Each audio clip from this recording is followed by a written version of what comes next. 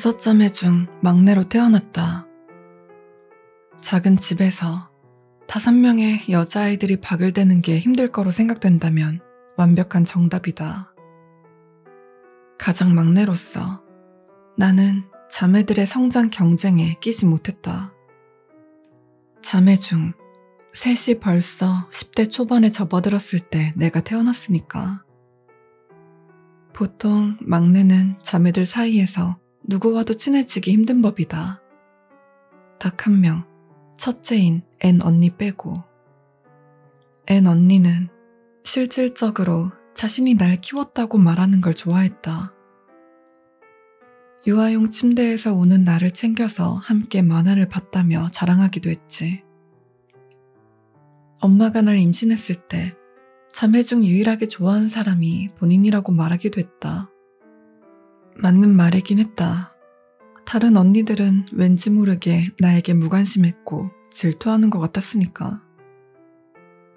그렇게 가까운 사이였음에도 불구하고 시간이 갈수록 언니는 바뀌었다. 23살 때 잡은 첫 직장에서 잘린 뒤로는 계속 우울해하는 것 같았다. 언니에게는 폭력적인 남자친구가 있었는데 언제나 사랑해서 그런 거라며 우겨댔다. 결국 안 좋은 일 하나가 터진 후에야 남자친구를 떠나 집으로 돌아왔다. 이 모든 게 일어난 건 내가 9살 때였다. 그렇게 어린아이에게 이런저런 이야기를 해주는 사람은 없다. 누구도 나에게 애니 얼마 전에 해고당해서 알코올 중독에 절은 새끼한테 빌붙어서 맞으며 살고 있어 라고 말해주지 않았다. 대신 엄마는 언니가 집에 돌아오는 게 좋은 일이라고 말해줬다. 나는 너무 좋았다. 언니가 집에 오면 언니랑 함께 보낼 수 있는 시간이 많아지는 거니까. 내가 고등학생이었을 때 나는 미래의 남편이 될 사람을 만나면서 9살 때와는 확연히 다른 사람으로 성장했다. 언니는 하찮은 직업을 전전했고 수없이 많은 남자와 사귀고 헤어짐을 반복했다. 그 당시 나는 자매 중 누구와도 대화하지 않았다.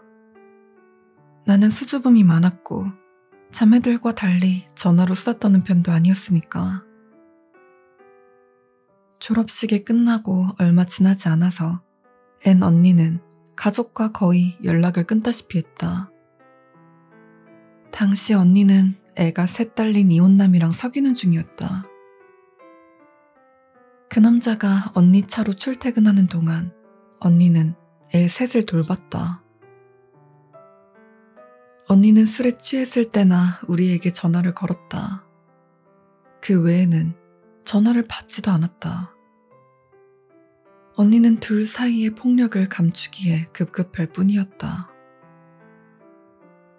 언니가 아침에 전화하면 받기가 무서웠다. 언니는 항상 울었고 같은 말을 끝도 없이 반복했다. 언니는 그냥 같은 이야기를 또 하고 또 하고 또 날 얼마나 사랑하는지, 엄마가 날 돌보지 않을 때 자기가 날 돌봤다는 둥 말을 계속 반복했다. 언니가 전화하면 몇 시간이고 통화했었다. 언니 전화를 받을 때면 남편이 우리 언니가 얼마나 못 살고 있는지 알아채지 못하게 항상 화장실에 들어가 문을 잠그고 통화했다. 하지만 그렇게 이른 아침에 4시간이나 통화하는 걸 몰래 하기란 힘들었다. 언니의 상태는 너무도 안 좋았다. 언니를 위해 도와줄 수 있는 일이 없었다. 할 수 있는 선에서 최선을 다해 도왔지만 언니가 더는 이 세상에 없다는 사실이 아직도 믿기지 않는다. 세상에서 언니가 나보다 더 사랑한 사람은 아마 없을 것이다.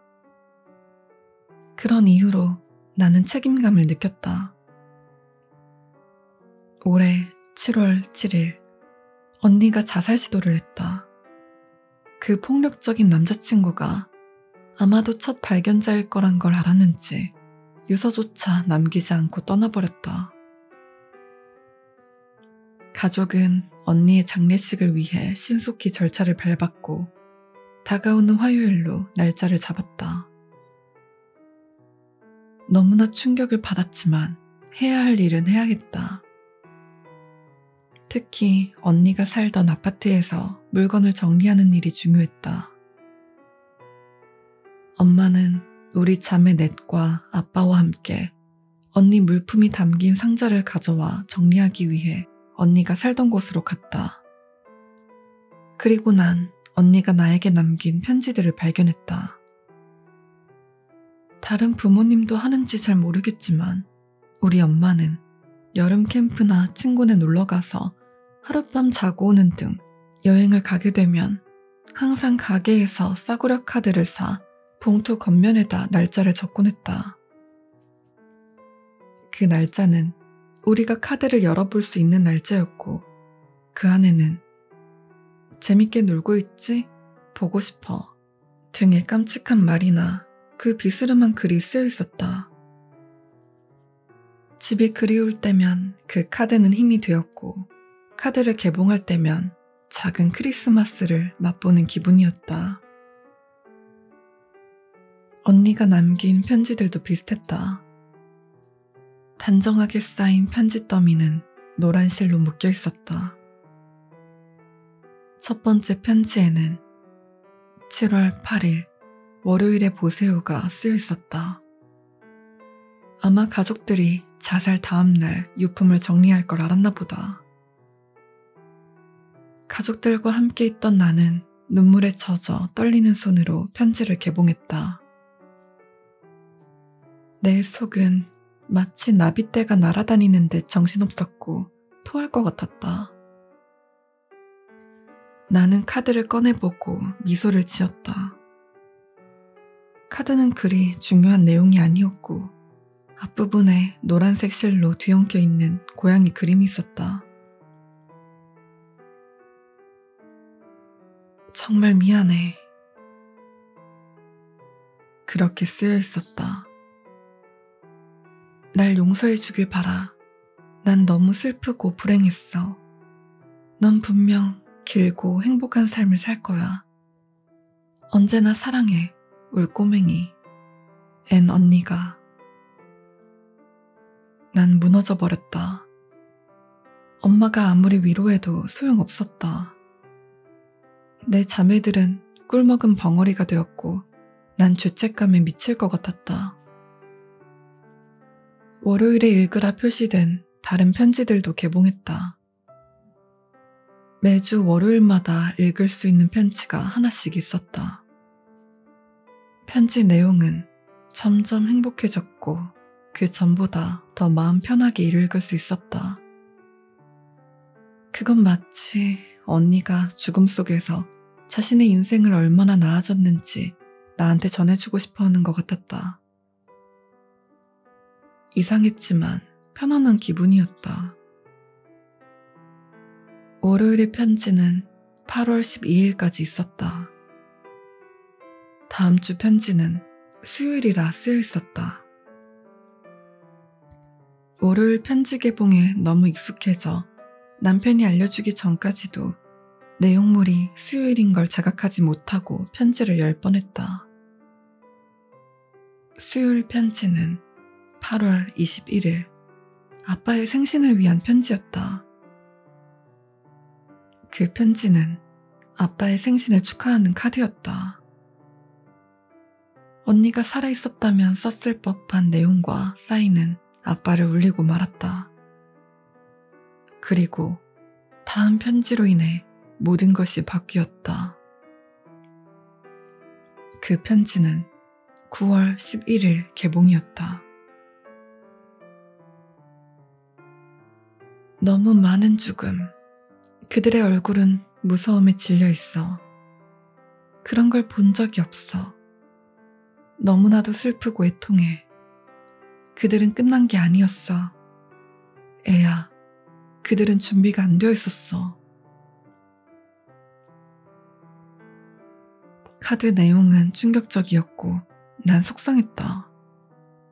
이게 무슨 말인지 알 수 없었다.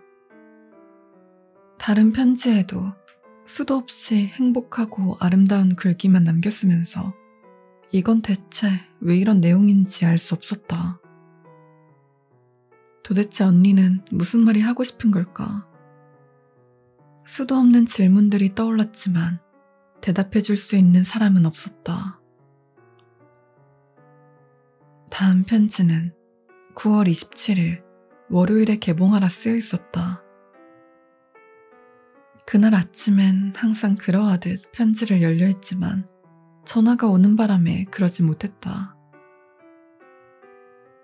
수개월 동안 무직이었던 나는 남편을 돕기 위해 구직 활동을 하고 있었다. 그날 아침 지역 동물병원에서 면접을 보자는 전화가 왔다.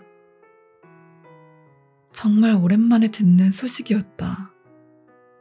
그랬기에 솔직히 말해서 면접이 끝나고 점심을 먹을 때까지 언니의 편지에 대해서 까맣게 잊고 있었다.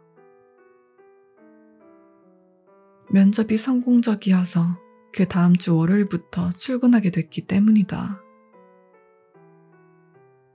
편지를 개봉하자 축하해 라고 써진 카드가 나왔다. 카드는 네가 해냈어, 정말 잘했어 등의 낯간지러운 문구가 새겨져 있었고 한쪽 구석에는 언니가 쓴 네가 정말 자랑스러워, 넌 잘 해낼 거야가 있었다. 나는 왠지 모르게 고무되었다. 이건 내 첫 직장이었다. 더는 서빙 따위를 하지 않아도 되는 거다. 난 축하 생각에 들떠 있었다. 점심을 다 먹고 설거지를 할 때까지도 카드에 쓰여있는 말을 깨닫지 못했다. 아니, 그럴 수도 없었다. 말도 안 되는 일이었다. 언니가 이걸 알 리가 없잖아. 우연의 일치겠지. 그것 외에는 설명할 길이 없다. 가장 최근 편지는 10월 7일이었다. 저번 주 월요일, 난 지난 2주의 월요일이 정상적으로 돌아가는 것 같아 안심하고 있었다. 이번 주 월요일 아침은 완전 지옥 같았다. 남편과 나 둘 다 30분이나 늦게 일어난 것이다. 난 급히 출근 준비하며 가방에 편지와 시리얼바 하나를 쑤셔 넣었다. 남편 회사까지는 운전을 꽤나 해야 해서 상사가 집 근처로 일을 배정해 주었다. 로비에 있는 컴퓨터 앞에서 편지를 열어보려는 순간 핸드폰이 울렸다. 내 일터에서 사적 통화는 금지되어 있기 때문에 남편은 일하고 있을 땐 절대 나에게 전화하지 않았다.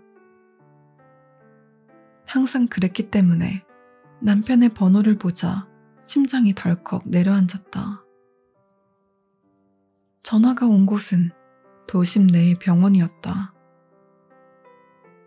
병원에선 남편이 심한 사고로 인해 병원으로 이송되었고 내 번호가 긴급 연락망에 있어 전화했다고 했다. 나는 내 신분을 밝히고 15분 안에 병원으로 가겠노라 대답했다. 병원 안내대의 사람들은 내가 방에 들어갈 수 없다고 했다.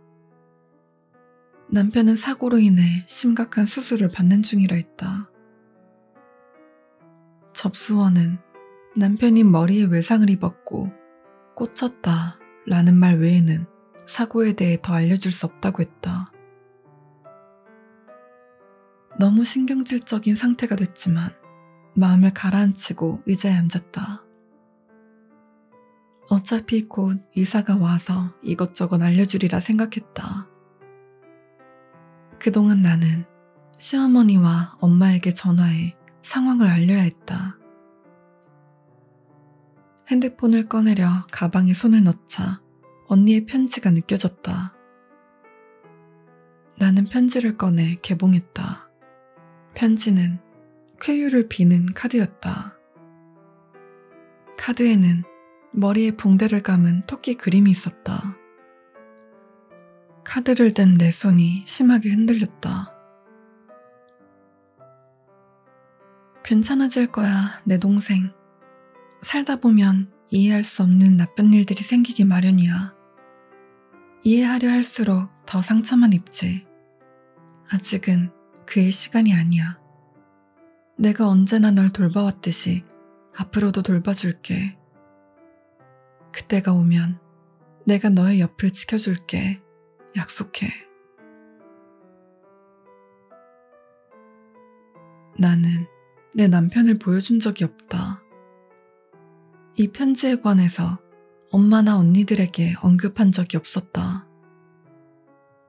난 언니가 그때가 오면이라 쓴 부분을 이해할 수 없었지만 편지는 10월 29일이 마지막이었다.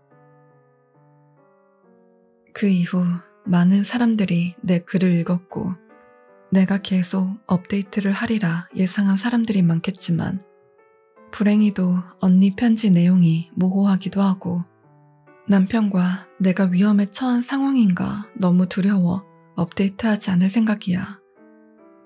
마지막 편지에 대해 쪽지를 보내는 사람들이 있었는데 다행히도 나는 남편과 잘 살고 있어. 언니가 남긴 마지막 편지는 너무 사적인 내용이야. 물론 다른 편지들도 마찬가지지만 읽어준 사람들이 많은 신경을 써준 건 정말 고마워. 하지만 언니의 편지를 너무 노출한 게 아닌가 싶어. 그렇다고 이런 경이로운 경험을 쓴 걸 후회하지는 않아.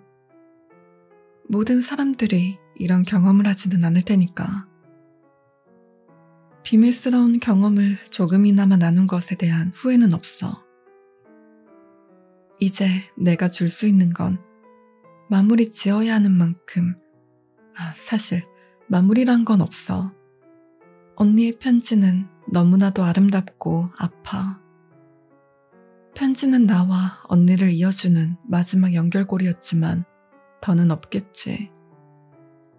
내 시간이라 쓰인 편지는 언제 어디가 되었건 언니가 다시 함께하는 순간을 위해 기다리고 있다는 의미로 받아들였어. 그게 어딘지 모르겠지만 그리고 이게 영원히 갈진 모르겠지만 난 그 단어들을 편하게 받아들이기로 했어. 너희가 원하는 대로 이야기가 끝나지 않은 것에 대해서 미안해. 내가 알려줄 수 있는 건 아직 끝이 보이지 않는다는 거야.